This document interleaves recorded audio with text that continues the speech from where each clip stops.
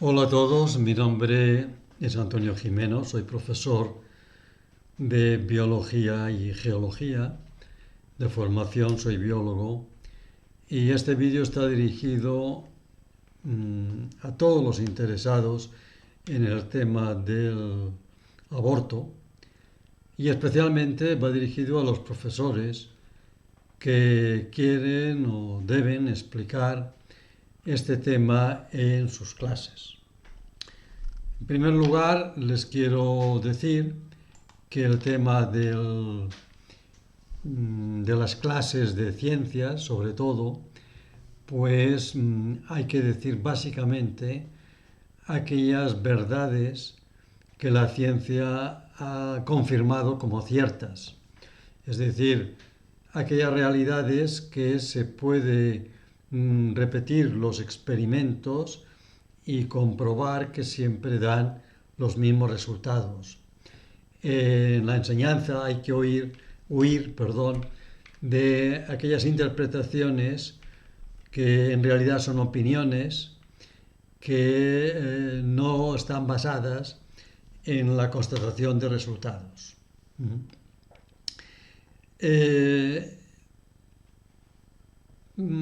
En otros temas ya las opiniones son más respetables, pero en el campo de la ciencia no es así. Nos hemos de ceñir al método científico.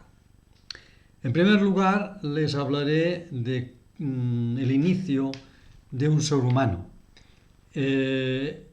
Para los no expertos en este tema puede ser un poco difícil de entender. Procuraré hacerlo lo más didáctico posible, que yo sepa. Y es imprescindible para lo que les voy a explicar. Voy a mostrarles una imagen en la cual se va a visualizar todo lo que les voy a explicar. Esta imagen concretamente es esta de aquí, ¿no? Aquí se ve, a la izquierda, se ven varios espermatozoides y a escala un óvulo humano. Uno de los espermatozoides ya ha llegado a introducir su cabeza, dentro del óvulo y su núcleo se ha roto y los cromosomas que tiene dentro ya han salido, están pintados en color lila, ya están en el citoplasma del óvulo. Al óvulo le ha pasado lo mismo. Su núcleo se ha roto y esos cromosomas también se han liberado al citoplasma. Están dibujados en color rojo. En realidad hay 23 cromosomas en el espermatozoide y 23 cromosomas en el óvulo, pero se han pintado nada más que 6 para simplificar, para que el dibujo se entienda mejor. Bueno, ¿y qué son los cromosomas? Los cromosomas, aquí hay un dibujo, es un cromosoma que está en metafase, no entraremos en ese detalle, es un cromosoma. Este cromosoma está constituido por una fibra de ADN, de una molécula muy larga que se llama ADN. Está enrollada sobre sí misma y sobre proteínas, y si entramos en más detalle, vemos que esta fibra tiene, una forma de doble hélice. Bien, esta es la molécula del ADN. Como hemos dicho que habían en un espermatozoide o en un óvulo, pues 23 cromosomas, quiere decir que hay 23 moléculas de ADN, empaquetadas, pero 23 moléculas de ADN. Todas juntas, estas 23 moléculas medirían más allá de 1 metro de longitud. Y hay varios segmentos, hay muchos segmentos en cada uno de estos cromosomas, es decir, segmentos en el ADN, que tienen una información para fabricar una proteína. Estos segmentos se llaman genes. Y en total, entre todos los genes de los 21 cromosomas, pues hay 21.000 genes, porque codifican 21.000 proteínas. Esta es la información. En el óvulo, cuando los cromosomas del espermatozoide se juntan con los cromosomas del óvulo, pues ya esa célula, que tendrá 23 y 23, tendrá 46 cromosomas, habrán 42.000 genes, 21.000 genes que ha aportado la célula procedente del padre y 21.000 genes aportados por el óvulo que ha dado la madre. Es decir, que en cada una de nuestras células hay 42.000 genes. Hay una pareja de genes, uno procedente del padre y otro procedente de la madre, para cada una de las proteínas. Estos genes pueden ser idénticos o pueden tener pequeñas diferencias. Esto quiere decir que como para formar una célula reproductora que nada más tiene 21.000 genes, pues hay que coger un gen de cada pareja que codifica para una misma proteína, y esta elección es totalmente al azar. Es decir, del gen 1 se puede escoger una procedente de la madre, del gen 2 se puede escoger una, pero procedente del padre, del gen 3 se puede escoger también, se ha de escoger una, a lo mejor procedente de la madre. Hace que cada ser que nace aunque sean de los mismos padres, es completamente diferente entre sí. Eso explica que los hijos, los hermanos, pese a que proceden de los mismos padres, son diferentes, son distintos entre sí. Tienen muchos genes coincidentes, se pueden parecer, pero son diferentes. En muchos otros aspectos son diferentes. Es decir, que cada hermano, cada ser humano que nace, es irrepetible, es distinto a los demás. Por muchos millones, 8.000 millones de seres humanos que hay en la actualidad en nuestro planeta, ¿no? Bien, esto es importante para que tengamos claro el valor de cada uno de los seres humanos. Esta célula que resulta de la unión de espermatozoide y óvulo se llama cigoto y es la primera célula del que después será un adulto. Todos hemos empezado nuestra vida siendo un cigoto, una sola célula. Esa célula empieza a dividirse a una velocidad altísima. Nunca más ese ser va a tener una tasa de multiplicación celular tan elevada. Al cabo de 3 días, esa célula, que luego ha sido 2, luego ha sido 4, luego ha sido 8, luego ha sido 16, al tercer día, después continúa 32, 64, 128. Es una división continua, rápida y ordenada. Además, estas células, que se les llama células madres embrionarias, en ellas se expresan todos los genes, porque de ellas ha de nacer tanto un hueso como un órgano, como otro órgano de otro tipo, como todas las estructuras de un ser adulto. Y eso hace que sean unas células muy especiales por la velocidad y por el grado de expresión de genes que tienen, ¿no?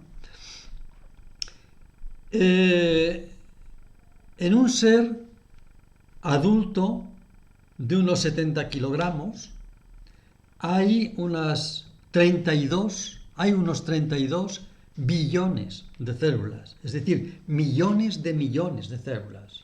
Y todas ellas tienen el mismo ADN, porque todas son hijas de ese cigoto inicial.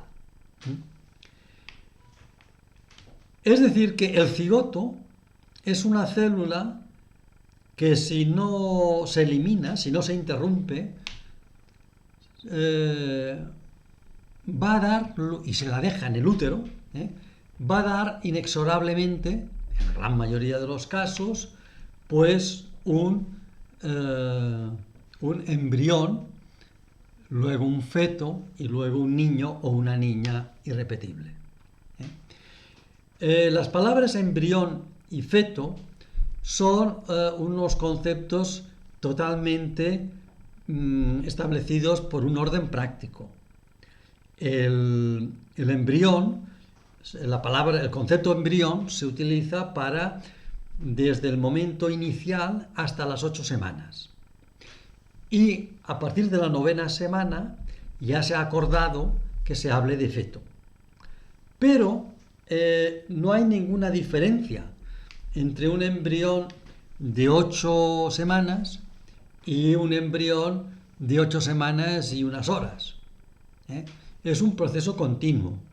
Es un proceso continuo en el que no se puede distinguir ninguna etapa en la que se diga hasta aquí se ve una cosa y a partir de aquí, al cabo de un instante, de un momento, ya es otra cosa.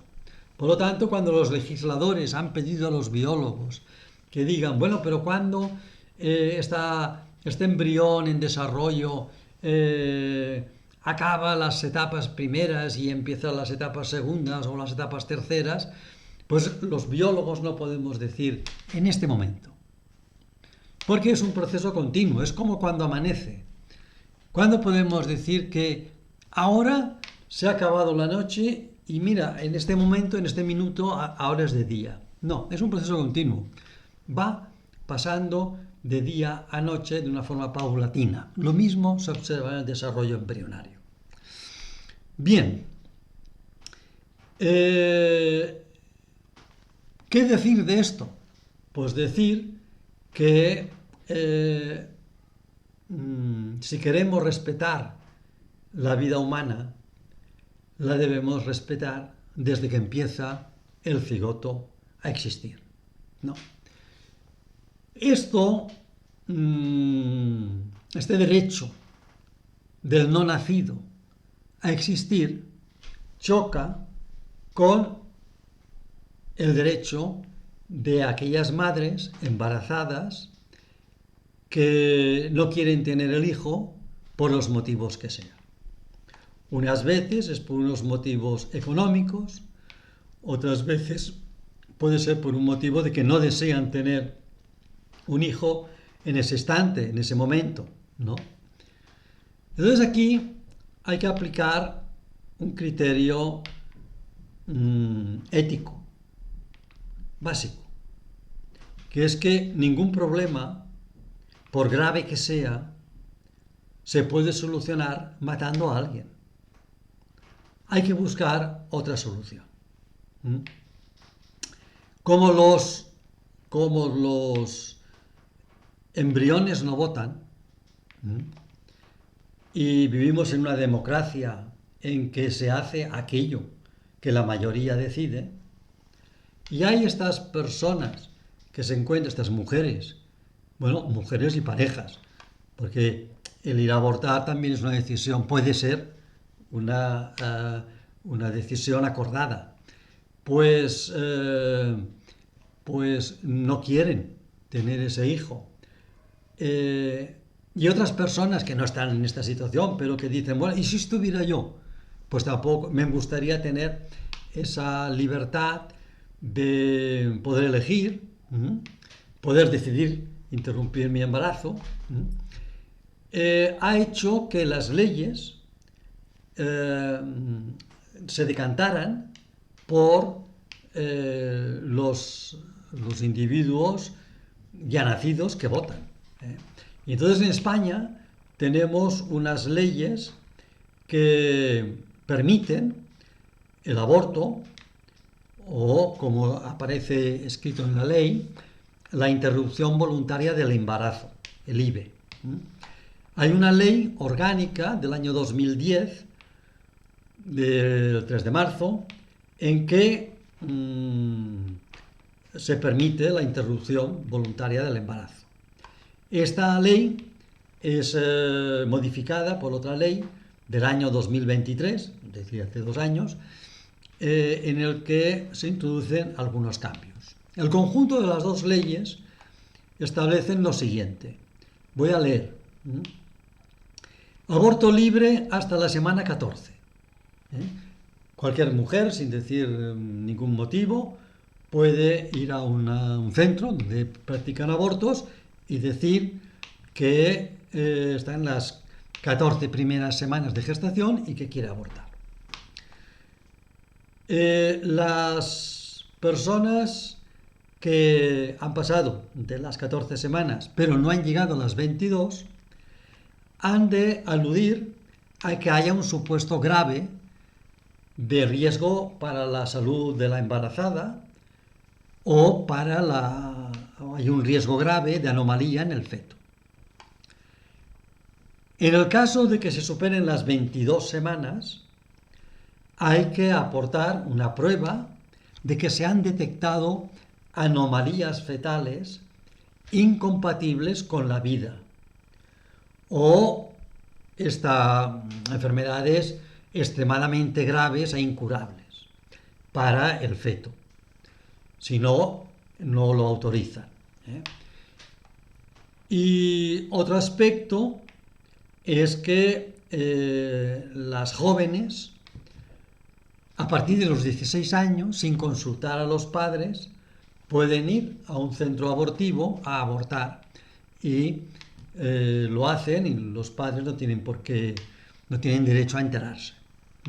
Después, otros aspectos es que se garantiza que haya un centro en el que se practiquen abortos, que la mujer que ha abortado tiene derecho a una baja laboral y, por último, que los profesionales, de los médicos, tienen derecho a alegar objeción de conciencia y no están obligados a practicar un aborto. Esta es la situación legal que tenemos, ¿no? Estas dos leyes, han estado avaladas en el año 2023 por el Tribunal Constitucional en una sentencia 44/2023.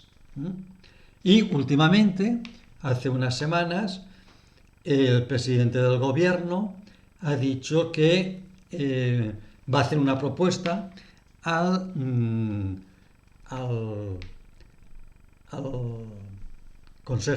Congreso de los Diputados, pidiendo que el aborto sea un derecho que aparezca en la Constitución española. Es decir, va a proponer una reforma de la Constitución española para que se incluya ese, entre comillas, derecho, ¿no?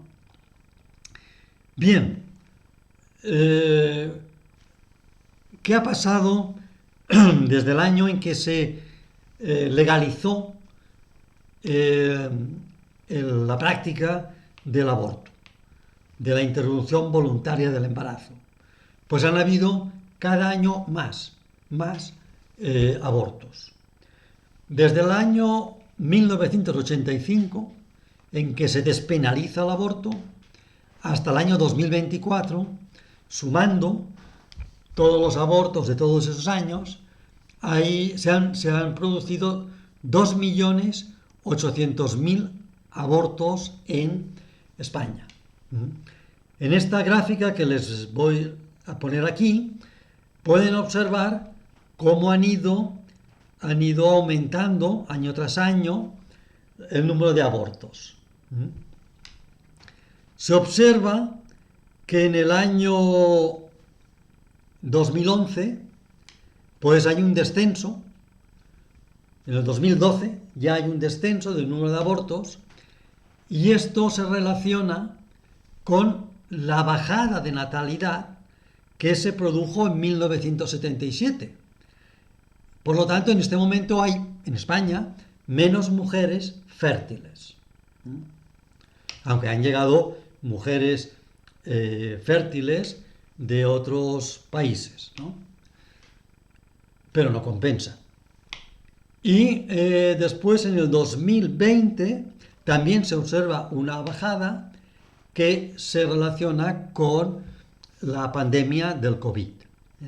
Habían pocas relaciones porque la gente estaba confinada en sus casas y hubieron menos menos interrupciones de embarazos. Bien. En cuanto a la situación por comunidades autónomas, en los sitios donde hay más interrupciones voluntarias es en Cataluña, con 14,8 interrupciones cada 1.000 mujeres. Sigue Baleares con 13,8 y Madrid con 13,5. En Cataluña, en el año pasado, se practicaron 21.761 abortos, que son 586 más que en el año anterior. Este número de abortos significa el 20,5% del total de España. En cuanto a los motivos, el 94,6% de las veces es la voluntad de la madre, no el peligro para la vida de la madre ni el peligro por una enfermedad del feto. En cuanto al precio, aunque es gratuito, se sitúa entre los 300 euros si es un caso de menos de 12 semanas, 680 si tiene entre 15 o 16 semanas y un precio a concretar si tiene más de 17 semanas. En cuanto al número de centros abortivos, aquí en este mapa se observan los que hay. En fondo negro los centros públicos y en fondo rojo los centros privados. En donde se observan más centros es en Cataluña. En cuanto a los métodos, hay dos métodos: el método farmacológico y el método quirúrgico.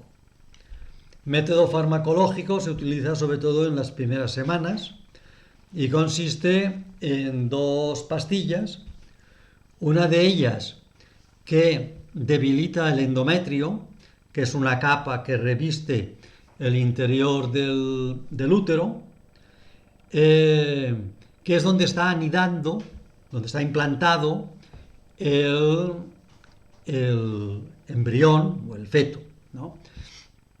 Al deshacerse esta capa, se desprende el embrión y después se da una segunda pastilla que también es otra hormona, que esta lo que hace es que aumenta las contracciones del útero para facilitar la expulsión.